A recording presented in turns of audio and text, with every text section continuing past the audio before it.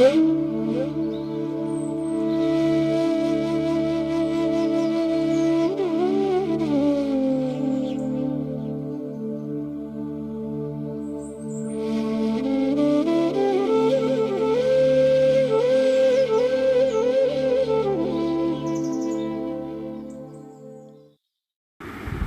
জননীং শারদাং দেবীং রামকৃষ্ণং জগদ্গুরুং পাদপদ্মে তয় শ্রিত্বা প্রণমামি মুহুর্মুহু। নমস্কার। শ্রী শ্রী ঠাকুর, শ্রী শ্রী মা এবং স্বামীজি মহারাজের রাতুল চরণে ভুলুণ্ঠিত প্রণাম জানাই। প্রাণারাম বাংলা ইউটিউব চ্যানেলে সম্প্রচারিত সৎকথায় শুভ চিন্তন এই ধারাবাহিক অনুধ্যানের আজকে আমরা জগন্নাথ দেবের যে রথযাত্রা, তার যে পুনর্যাত্রা, অর্থাৎ উল্টো রথের ঠিক প্রাক লগ্নে অবস্থান করছি। সুতরাং আজকে আমরা উল্টো রথের কথা বা এই পুনর্যাত্রার কথাই স্মরণ করব। এবং প্রসঙ্গত আজকে যাদবপুরে শ্রী সারদা পাঠমন্দিরে সন্ধ্যায় একটি বিশেষ বাৎসরিক উৎসবে আমরা সবাই সমবেত হব। প্রাণারাম বাংলা ইউটিউব চ্যানেলের মাধ্যমে সম্প্রচারিত হবে। আর আপনারা যারা যাদবপুর বা ওই আশপাশের অঞ্চলে থাকেন তারা আসতে পারেন। ইন্দ্রাণী ভট্টাচার্য মহাশয়া এবং জবা গুহ মহাশয়া এরা এই সারদা পাঠমন্দিরের সাথে দীর্ঘদিন ধরে যুক্ত শুধু নন, তারা এই পাঠমন্দিরের যেন প্রতিষ্ঠাতা। তাই তারাও খুব সুন্দর করে এটি আয়োজন করবেন, সেইটির একটা আভাস রয়েছে। এবং এইটি ভাবতে ভাবতে আমরা আজকে স্মরণ করছি যে শাস্ত্র বলেন সব অবতারের আবির্ভাব পুরুষোত্তম ক্ষেত্রে। স্বকার্য সাধনের জন্য তারা অন্যত্র লীলা করলেও লীলাবসানে তারা এই ক্ষেত্রেই বিরাজ করেন। কোনো অবতার জগন্নাথ ক্ষেত্রে এলে তার দেহ প্রভু দেহে লীন হয়ে যাবে, এ বিশ্বাসে স্থিত ছিলেন ঠাকুর। আর সেই কারণে ঠাকুর পুরী যাননি। কিন্তু মজার ব্যাপার, আমরা জানি যে ঠাকুর তন্ত্র সাধনায় সিদ্ধিলাভ করার পরেও হাতে তালি দিয়ে হরিনাম করতেন এবং মেতে উঠতেন কীর্তনে, নৃত্যে। অর্থাৎ ঠাকুরের এই সাধনার ধারায় মিলন ঘটেছিল বিপরীত মেরুর। ললিতে বসন্তে মিশ্রিত ছিল তাঁর জীবন রাগিনী।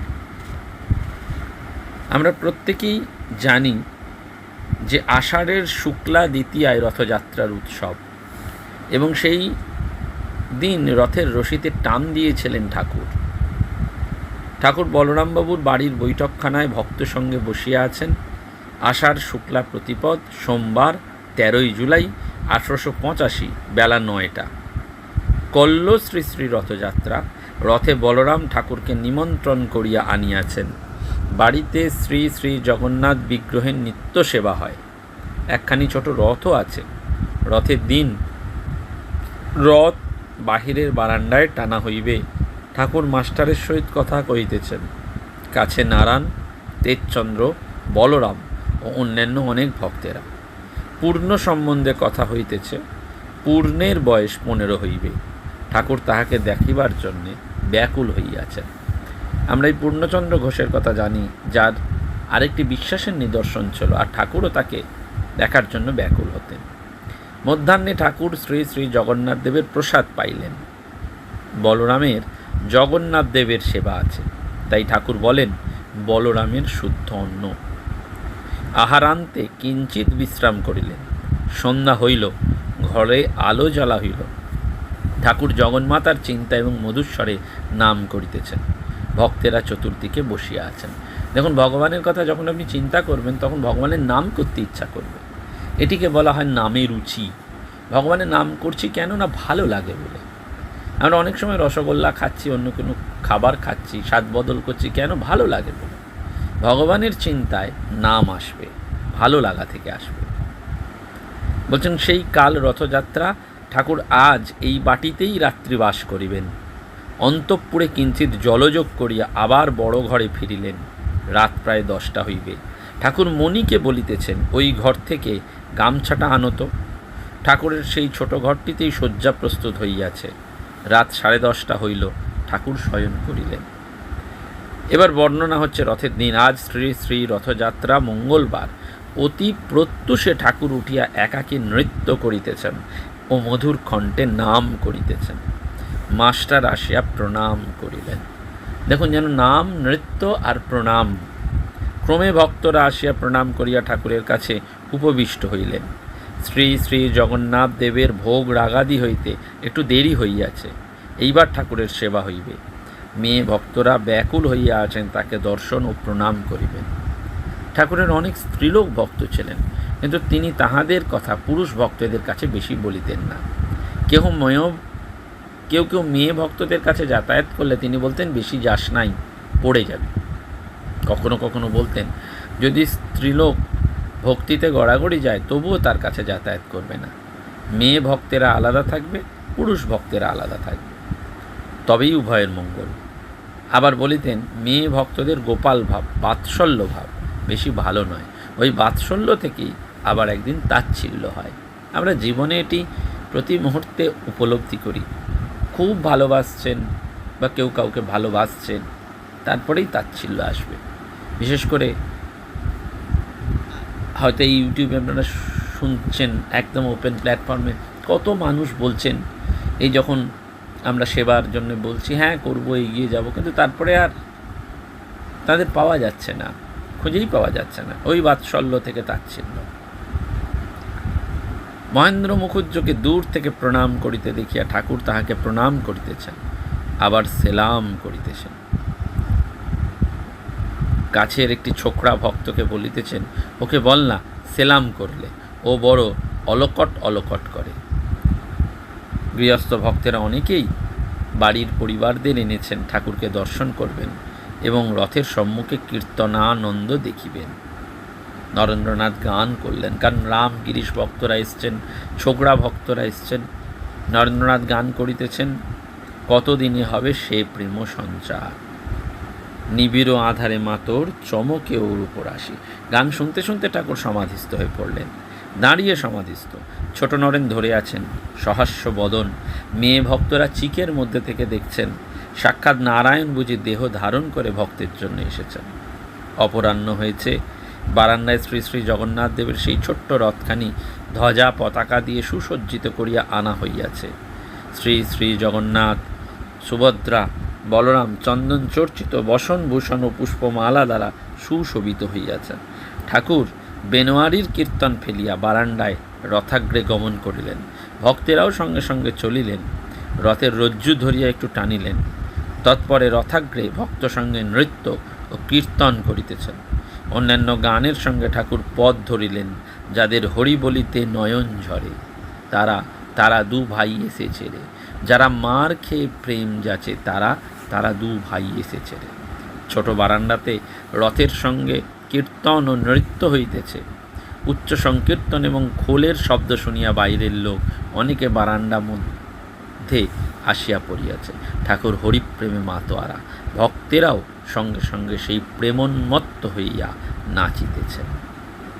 সেজন্য এই আষাঢ় মাসটি বড় পুণ্যের মাস, কারণ এই মাসটি ঘুরে এলেই মনে পড়ে আমাদের মহাপ্রভু জগন্নাথের কথা। স্নানযাত্রার দিন থেকে শারদোৎসবের ঢাকে কাঠি পড়বে আমরা সকলেই জানি, কিন্তু এই রথযাত্রার যে লীলা, এটা শুধুমাত্র পুরীতে নয়, আন্তর্জাতিক মহলেও এর সর্বজন বিদিত রয়েছে। এবং ঠাকুর কিন্তু এই রথযাত্রায় লীলা করেছেন। পুনর্যাত্রা 3রা জুলাই 1884 আবার বলরামবাবুর বাড়িতে ঠাকুর এসছেন, কারণ পূর্ণযাত্রা উপলক্ষে বা পুনর্যাত্রা উপলক্ষে নিমন্ত্রণ করেছেন।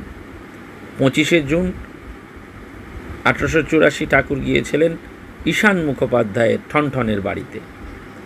কথামৃতকার সেই বর্ণনাও দিয়েছেন। আবার এই উল্টো রথের দিন, পুনর্যাত্রার দিনও তিনি বলরামবাবুর বাড়িতে এসেছেন। এই রথের দিন কীর্তন এবং নাচের পর ঠাকুরের উপস্থিতিতে বৈঠকখানা ঘরে যেন বৈঠক বসল। নরেন্দ্রনাথ তানপুরা নিয়ে গান করছেন এবং নরেন্দ্রনাথ যখন সেই গান শোনাচ্ছেন, ঠাকুর আবার যেন নৃত্য পরিবেশন করার জন্য শুরু করছেন। এই নৃত্য পরিবেশন করার পর তিনি আবার আসন গ্রহণ করলেন। আসলে বলরামবাবুর এই বাড়িটি যেন পুরীর মন্দির। আর ঠাকুর যেন স্বয়ং জগন্নাথ।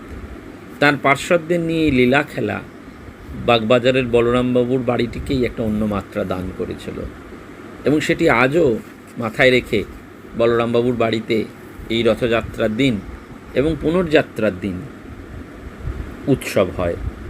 ভক্তরা অপেক্ষা করে থাকেন জগন্নাথ স্বামী নয়নোপথগামী ভবতু মে, অর্থাৎ হে জগন্নাথ, তুমি কৃপা করে তোমার দিকে আমাদের যেন সেই দৃষ্টিটি আসে। আমরা জানি ঠাকুর স্বয়ং একটা অদ্ভুত গল্প বলেছিলেন এই জগন্নাথের স্বরূপ সম্পর্কে। সেটি এরকম যে এক সন্ন্যাসী তিনি জগন্নাথ দর্শন করছেন, করে মনে হলো ঈশ্বর সাকার না নিরাকার। তো তার হাতে একটা দণ্ড ছিল, সেই দণ্ড দিয়ে তিনি দেখতে লাগলেন যে জগন্নাথের গায়ে ঠেকে কিনা। একবার এধার থেকে ওধারে দণ্ড নিয়ে গিয়ে দেখলেন দণ্ড জগন্নাথের গায়ে ঠেকল না, দেখে যে সেখানে ঠাকুরের মূর্তি নেই। তখন তিনি দণ্ডটি আবার এধার থেকে ওধারে নিয়ে যাওয়ার সময় দেখলেন যে সেটি বিগ্রহের গায়ে ঠেকল। সন্ন্যাসীর তখন বোধ হলো ঈশ্বর সাকার আবার নিরাকার। তাই ঠাকুরের পট নিয়ে স্বয়ং শ্রী মা যখন পুরীধামে যান, তখন তার মনে হয়েছিল যে জগন্নাথ যেন সাক্ষাৎ পুরুষ সিংহ, এবং তিনি জগন্নাথের দাসী হয়ে পদসেবায় রত। প্রভু জগন্নাথ আচণ্ডালে প্রেম বিতরণ করবেন বলেই রথারূঢ় হন, এবং জগন্নাথ দেবের এই আপাত অসম্পূর্ণ রূপ দেখে তুলসীদাস গোস্বামীজি তিনি আশাহত হয়েছিলেন। পরে তিনি ইষ্টদেবের দর্শন পান এবং জগন্নাথ দেবের স্তুতিতে তিনি লিখেছিলেন যে পা না থাকলেও তিনি সর্বত্র যেতে পারেন, কান না থাকলেও তিনি সবার কথা শোনেন, করদ্বয় অসম্পূর্ণ হলেও জগতের সব কাজ তিনি সম্পূর্ণ করতে পারেন, মুখ নেই তবু সমস্ত রসাস্বাদন করতে পারেন, আর বাণী না থাকলেও তিনি ত্রিভুবনের অদ্বিতীয় বক্তা। অবয়বহীন হয়েও তিনি সব কিছু স্পর্শ করেন, দর্শন করেন ত্রিলোকের এবং ত্রিকালের সব। ঘ্রাণ নেবার শক্তি নেই, কিন্তু বিশেষ সুগন্ধ অনুভব করতে পারেন। তিনি জগন্নাথ পুরুষোত্তম, এবং অদ্ভুত তার লীলা। এই ভক্তদের কৃপা করার জন্যই তিনি এই রথযাত্রার দিন যেন এই লীলাটি সর্বদা করে থাকেন। সেজন্য জগন্নাথ দেবের এই সেবাই হচ্ছে বস্তুত জগতের সেবা। আত্মসেবায় মগ্ন মানুষ বুঝতে পারে না যে জগন্নাথ সেবা আর জগৎ সেবার অবসর কোথায়। আমরা স্মরণ করি ঠাকুরের গৃহী ভক্ত মনমোহন মিত্রের কথা।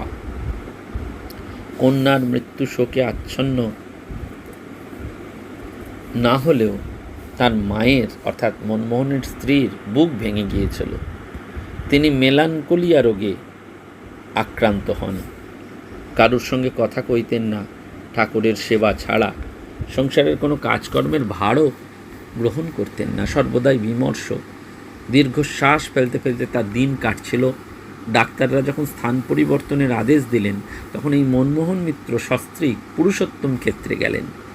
পুরীধামে পৌঁছেই মনমোহন যখন ধুলো পায়ে সরাসরি জগন্নাথ দেবের দর্শন করার জন্য মন্দিরে প্রবেশ করলেন, তখন তিনি মন্দিরের মধ্যে জগন্নাথ দেবের মূর্তির পরিবর্তে ঠাকুরের মূর্তি দেখলেন। যতবার ভালো করে দেখবার চেষ্টা করছেন, ততবারই ঠাকুরের মূর্তি তার নয়ন গোচর হচ্ছে। তিনি তখন উচ্চই স্বরে বলেছিলেন, জয় জগন্নাথ রামকৃষ্ণ রূপধারী।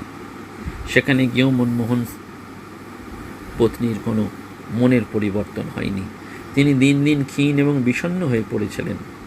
অবশেষে দারুণ বিসূচিকা রোগে আক্রান্ত হন। স্ত্রী অধরমোহিনী তখন একেবারে প্রায় মৃত্যুর দিকে ঢলে পড়ছেন, এগিয়ে যাচ্ছেন। মনমোহন মিত্র সেবা শুশ্রূষার চিকিৎসার ত্রুটি করলেন না। মৃত্যুর ঠিক পূর্বে তিনি তার স্ত্রীকে ঠাকুরের নাম শোনাতে লাগলেন, এবং স্ত্রীর মৃত্যুতেও তিনি রইলেন অচল, অটল, নির্বিকার। শ্রাদ্ধ বাসরে মনমোহন মিত্রের অদ্ভুত ভাব লক্ষ্য করা হলো। তার কারণ জানতে চাওয়াতে তিনি বললেন, আজ আমার মহামায়ার গুরু নিপাত হইয়াছে, আজ আমি বন্ধনমুক্ত। এবং সেই বন্ধন মুক্তি তাঁর জীবনে এনেছিল জগৎ তথা রামকৃষ্ণ রূপধারী জগন্নাথ সেবার পূর্ণ অপসর। প্রাচীন উড়িষ্যা ছিল এমন অঞ্চল যেখানে বৌদ্ধ, জৈন, শৈব, শাক্ত সব ধর্ম বিভিন্ন সময়ে শক্তিশালী হয়ে উঠেছিল। এদের সহাবস্থান এবং পারস্পরিক ভাব বিনিময়ের ফলে সৃষ্টি হয়েছিল সর্বধর্ম সমন্বয়ের এক অনুকূল পরিবেশ। এবং বারবার মনে রাখতে হবে যে সর্বধর্ম সমন্বয়ের বীজ জগৎবাসীর মধ্যে রোপিত হয়েছিল। তার প্রাণ পুরুষ ছিলেন জগন্নাথ দেব। এই যুগে বেলুড় মঠকে কেন্দ্র করে সেই সংস্কৃতি, আর তার প্রাণ পুরুষ জগন্নাথ বিগ্রহ শ্রীরামকৃষ্ণদেব। তাই এই উল্টো রথের ঠিক একদিন পরেই আমরা বেলুড় মঠের মূল প্রাঙ্গণে অবেদানন্দ কনভেনশন সেন্টারে প্রাণারাম বাংলা ইউটিউব চ্যানেলের আয়োজিত ভক্ত সম্মেলনে অবশ্যই মেতে উঠব ঠাকুরকে স্মরণ মনন করার জন্য। বক্তৃতা শোনার জন্য নয়, শুধুই স্মরণ মনন আর নিদিধ্যাসন। আমাদের এইটি বারবার মনে রাখতে হবে যে আমরা তাকে যেন ভালোবাসতে পারি, তার আহ্বান যেন শুনতে পারি, অন্তরের সমস্ত মালিনতাকে দূরে ফেলে রেখে আমরা যেন ভগবানের কাছে তার কৃপা, তার করুণার একটু স্পর্শে জীবনটিকে যেন ধন্য করতে পারি। এবং সেইটির জন্যেই কিন্তু এই সৎকথা, এই ভক্ত সম্মেলন, এই সমস্ত কিছু আয়োজন। আর যদি তার পাশাপাশি একটু আসন্ন দুর্গাপূজা আসছে এবং বুঝতেই পারেন একটি কেন্দ্র চালানো খুবই কঠিন, যেখানে 10টি মেয়ের আমরা দায়িত্ব নিয়েছি। তাই এই মেয়েদের মুখের দিকে তাকিয়ে তাদের পাশে দাঁড়িয়ে থাকার জন্য যদি আপনারা প্রতি মাসে অল্প করেও সেবা প্রদান করেন, আমাদের পাশে এগিয়ে আসেন আত্মবিকাশ এবং বিবেকানন্দ অনুধ্যান কেন্দ্রের পাশে, তাহলে অবশ্যই উপকার হয়। 9432202175 এই ফোন নাম্বারে যে কোনো দিন রাত্রি 9টার পর ফোন বা হোয়াটসঅ্যাপ করবেন। নমস্কার, ধন্যবাদ। প্রাণারাম প্রাণারাম প্রাণা